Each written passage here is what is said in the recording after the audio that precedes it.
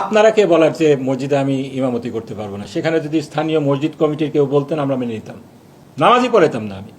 এক ব্যক্তি রাজনীতিতে আসতে চায়, সেখানে তার পাওয়ারটা সে দেখানোর জন্য এইরকম ঘটনা ঘটিয়েছে বলে আমি বিশ্বাস করি। আমাকে কেউ যদি বলে তাহলে আমি তাদের রিকোয়েস্টে আমি শুধুমাত্র এই ইসলামের বিষয়ে যে বিষয়ে খুতবা দেওয়ার অনুমতি রয়েছে সেই বিষয়গুলোতে খুতবা দিই। এখান থেকে আমি কোনো রাজনৈতিক অ্যাডভান্টেজ নেওয়ার কখনো চেষ্টা করি নাই, কেউ বলতে পারবে না। আজকে বাংলা যে বয়ানটা আমি দিয়েছি আপনারা দেখবেন, এখানে কোনো রাজনৈতিক কথা ছিল না। এখানে আমি তাকওয়ার উপরে কথা বলেছি।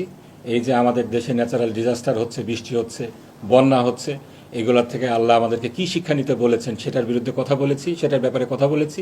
মাদক আমাদের একটা সামাজিক সমস্যা, এটা একটা ধর্মীয় সমস্যা, এই ব্যাপারে আমি সামাজিক প্রতিরোধ গড়ে তোলার কথা বলেছি।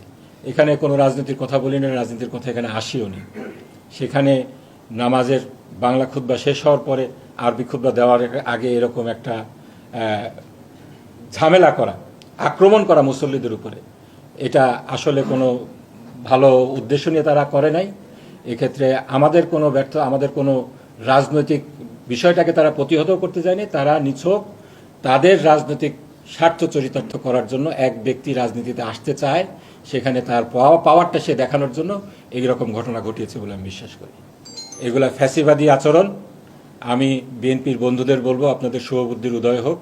ফ্যাসিবাদের পতন থেকে আপনারা শিক্ষা গ্রহণ করেন। আমরা বারবার বলেছি ফ্যাসিবাদ ইন্ডিয়ায় পালিয়েছে, আপনারা ইন্ডিয়াতেও পালাতে পারবেন না। আপনারা কে বলার যে মসজিদে আমি ইমামতি করতে পারবো না? সেখানে যদি স্থানীয় মসজিদ কমিটির কেউ বলতেন আমরা মেনে নিতাম, নামাজই পড়াতাম না আমি। সাধারণভাবে আমি নামাজ পড়ি সবসময়, বা ঢাকাতে যখন থাকি আমাকে ইমামতি করতে কেউ বলেও না, আমি ইমামতি করিও না। যদি কেউ বলে তখন করি। আমার কোনো এখানে ইমামতি করার মধ্যে এক্সট্রা কোনো বেনিফিট আমি নিচ্ছি না। জনগণ অনুরোধ করছে ভালোবেসে, সেজন্য আমি সেখানে ইমামতি করেছি। এখন সেখানে যদি বিএনপির কাছ থেকে অনুমতি নিয়ে আমাকে ইমামতি করতে হয়, এইটা দুর্ভাগ্য ছাড়া আর কিছু না। আমার কথা হলো নির্বাচিত প্রতিনিধিদেরকে স্বাধীনভাবে কাজ করতে দিতে হবে। এখানে কোনো দলের ইন্টারফেয়ারেন্স জনগণ সহ্য করবে না। আমরা অনেক সহ্য করেছি। এরকম যদি চলতে থাকে, জনগণের পিঠ যদি দেয়ালে ঠেকে যায়, জনগণ ব্যবস্থা নেবে।